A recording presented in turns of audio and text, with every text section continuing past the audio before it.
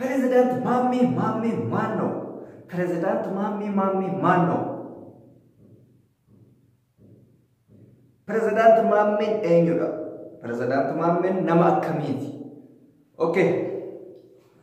Ashama akafuna ilmaan Oromoo akkam nagaa keessanii nageenyi koo bakka jirtanitti isin haa dhaqqabu jechaa har'a dhimma jabaa irraa soofdemna dhimma jabaa yookaan practical ta'u baay'ee waan sirriitti irra dubbatamuu qabudha waan irra dabarfamuu hin qabnedha gonkumaa President Maammee duula irratti adeemsifamaa jiruu fi waa'ee isaa duulli irratti adeemsifamaa jiru kun isaa sirriidha yookaan sirrii miti isa jedhu bal'inaan irratti taasifamudha. Sababni isaa maali?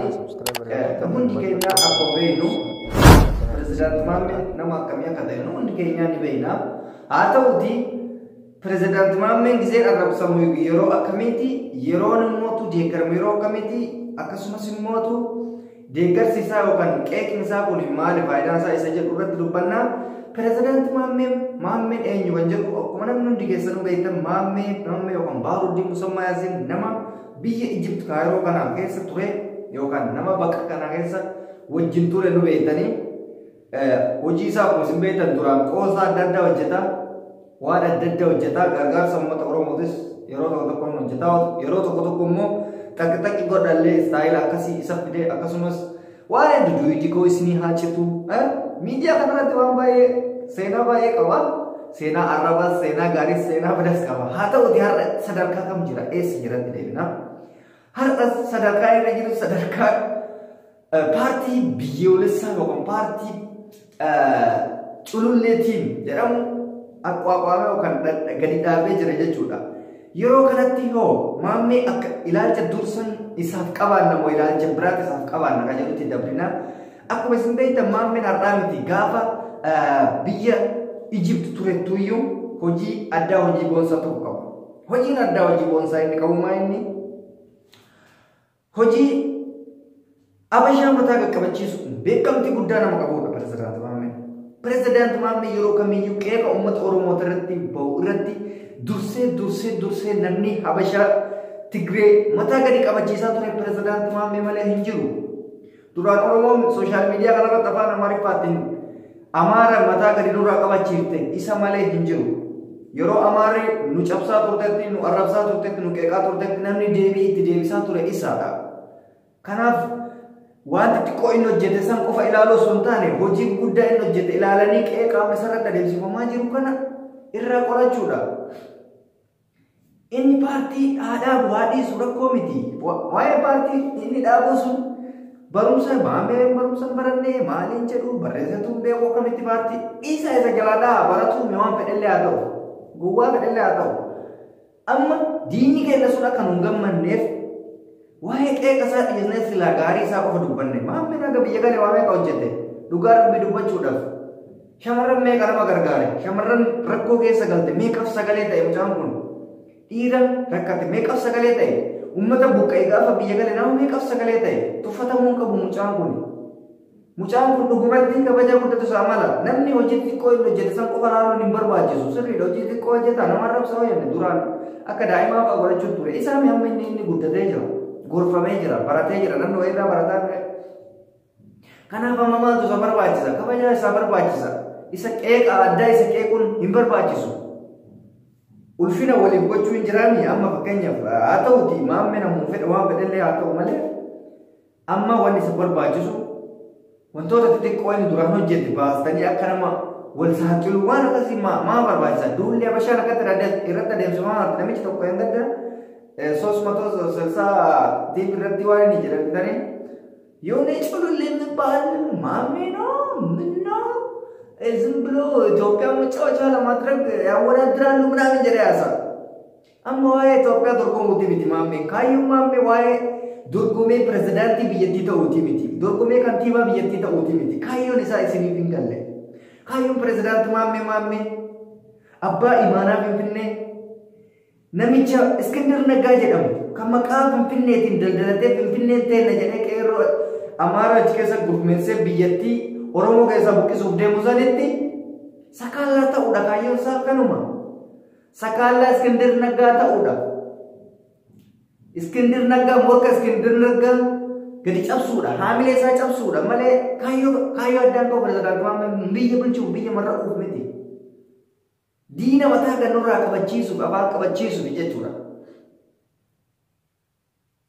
Ammoo Iskindir Naggaa akkuma argitan inya Baaldiraas jedhama. Baaldiraas Finfinnee Baaldiraas የአዲስ አበባ የረጀር ፍንፍኔ የአዲስ አበባ ባልድራስ ነን አደራን ፍንፍኔ ነው ትከነመ ይጀላል ዱባይኒ አደራ ፍንፍኔ ትከነመ ሰማን በለም ካላ ደብሴ አና አባን ማና ፍንፍኔ ፍንጀ ደው ብራንጀ ነበር አና አባን ማና ፍንፍኔ ኑቲ አደራ ካት ትከነመ ኑቲ ኦሮሞቲ ጀደ ኦሮሞ ተቆቲ ሩንፋ ኦፊት ሶዳት ከመለ ፍንፍኔ አካ ኦፊሳቲ መስሉማ ፈደተ ጀቹዳ Ega, duuba mucaan kun badiin isaa maali? Diina Finfinnee teenya jettu faallaa isaanii deemee xiyyaate yookaan teennaa jedheetiniin faallaa isaanii deemudha. Wanti inni akka nama paartii aqwaaqaamuu godhallee waan akkasiisaniifi. Iskindir Naggaa paartii seenan inni illee waraqaa paartii dirqama akka fudhatuuf deeggarsa adda addaa gaafatee waraqaa fudhate. Malee abbaa imaanaa Finfinnee ta'ee akka biyyi yookaan akka mootummoota biraatti kursira ta'ee nu bulchuuf miti. Diinota mataa gannurraa qabuu fi kaayyoon isaa guddaan jechuudha. Soo duula akkanaa maa irratti adeemsiftan? Habashaa wajjin gaatanii iddoo Habashaan achi ol baastee inni waan argee haasa'udha. Waa'ee siyaasatti miti bara mootummatu jiru. Waa'ee nama dhuunfati. Ani amma siyaasa irraa bilisa. I am free from politika. Irra gaadha politikaan fedhullee dhiiseen jira. Dur haasa'u ture amma dhiiseen jira. Politikaan Oromiyaa yookaan Itoophiyaa dhuma waan hin qabne argee dhiise firra. Garuu wantoota akkanaa kun maal nu darba? Maaf nama keenya irratti nama kamiyyuu ta'e maaf nama keenya irratti yeroo fakkeenyaaf fudhannu for example Abiy Ahmad faallaa uummata Oromoo haa deemuu malee osoo diinonni adda addaa duula adda irratti godhanii bara Oromoon isa wajjin arrabsanii beekanii waan kana. So Oromoo erga ta'e pirezidaantii Maammin immoo nama akkasiiti miti nama hunda biraa galata qabu nama Oromoo hunda biraa galata qabu. Hawaan biraatiin galata qaba jechuu kiyyaa miti. Gargaarsa irratti nama tokkoof duuba deebi'ee hin beeku sagalee uummataa ta'uun beekamti qaba. Biyyatti illee rakkataa meeqa ol baase ijoollee meeqa barandaa jalaa fuudhee uummataa wal quunnamsiise jechuudha. Isa qofaa miti fakkeenya jiijii kiyyaa tana fudhadhaa buleeyyan biyya jiijii kiyyaa nama gaariidha nama sammuu qabuudha dhugaa dubbanne maaliif daanjaa kaayyoo fi beekti akka anaafsiiti miti wallaayee takka alaabaa abbaa gadaatii fi alaabaa abaa'oo of biraa dhabdeen beektu takka Oromoo miti jettee Oromummaa ofiitti saalfatteen beektu takka Oonag nen jetti sa'aatii 24 sa'aatii onlaayinii seetuun Oonag ta'uusi yookaan abaa'oo ta'uusi ijoollee Finfinnee ta'uusi takka if hin daganne takka ifitti hin qaanfanne amma namni gadiin hin beeku waan isii waan badaa haasoftu waan waa'ee Habashaa haasoftu sin fakkaata no jijii kiyyaa waan gaarii haasofti luka akkuma pirezidaantii Maammee kana jechuun dandeessa afaan Oromoon beektu malee madaan Oromoo yeroo kamiyyuu si haasofsiisa callisteen beeku nama likkii ittiin waa'ee Habashaa kana keessattu nama deebii gahaa itti nu kennitu isiidha. Isii nama deebii gahaa itti nu kenniti yeroo kamiyyuu jajjabeeffamuudha qabdi yuutuubii isii sirriitti ilaalamuudhaaf qabu. Isin yuutuubaraa feesbuukallee ni qabdi. Namoota akkanaa kana nama osoo hin beekamin nama waan si fayyadu sitti fakkaanne kan garuu si fayyadu sirriitti bar nama waan fayyadu fakkaatan malee faayidaan isaanii gurguddaadha dhugaa dubbachuudhaaf. Kanaaf pirezidaantii Maammee duulli irratti adeemsifamaa jiru kun jabeeffamee kan irraa qolatamuu qabu nuyi jechuudha. Abbaan imaanaa Finfinnee ta'e ta'anii nu afalmanne itti kennanne bakka waa'ee Finfinnee nama biraa haa ilaallatu malee Maammeen gufuutti ta'uu dadhabu namoota waa'ee Finfinnee irratti wantoota adda addaa tarkaanfii adda addaa fudhachuuf deemu gufuutti ta'a. Ineen Baaldiraas Neencaan illee abbaa imaanaatti jedha. Diinota hedduu mataa qaqqabachiisaa jechuudha. Kanaaf Maammee sappoortu godhaa cululleetiin barbaadan filattan barbaadan dhiistan kan filannoo nu ilaallatu garuu duulota irratti adeemsifamutti jiru kana duula irratti adeemsifamaa jiru kana irraa akka qabu gaachana isinuma ijoollee keenya jechuudha. Isinuma ijoollemmaan keenya yookaan ijoolleen Oromoo qeerroo Oromoo kan biyya alaa kan biyya keessaa irraa qorachuu qaba. Maammeedhaan qoosinaa inni bakka qoosaa isaa duraanii sanniisaa duraan sirriitti qoosa dhugaadha. Akka daa'imaa fa'aa godhataa barbaade nama arrabsaa yoo barbaade nama eebbisaa nuti illee nu arrabsee beekaa nu eebbisee beekaa kuni beekamaadha. Isaa miti amma namni gaanii jijjiirama rabbi malee namni jijjiirama jedhee miree weellisaanu so jijjiiramanii jiran isaan artistillee ta'anii daa'imallee ta'anii gowwallee ta'anii ariifallee ta'anii fiddaatallee ta'anii nama guddallee ta'anii hunduu waan dabarfateef amma waan amma irra jiru kana qofa ilaalla waan amma isaan irra jiru yookaan pirezidaanti Maammed irra jiru waan gaariidha jennee waan amannuuf isinis akkasitti amanaatiniin deeggarsa isaa godhuudha qabdan duula irratti abdeessifamu harkaa akka fasheeleessitan abdii isinirraa qabnaa jechuudha. Jijjii kiyyallee macarashaa jabeessaa ammoo nama gaariidha xuruu sa'urechi nama hedduu nama natti tolu keessaan isiin nama tokkodha nama kaayyoo oromummaa ofii hedduu irra jaalatu nama sabboonummaa ofii sirriitti jaalattuudha jechuudha.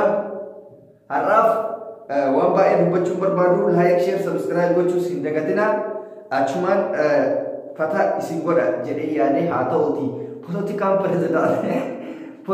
pirezidaantii Maammee kun duulli irra televiziyoon miskiiticha Finfinnee keessa taa'ee kophaa isaa olii gadi fiigan argee jennaan garaana nyaate beektanii miskiidhaa beektanii Maammeen Habashaa litti gallee iddoo Habashaa min litti arginu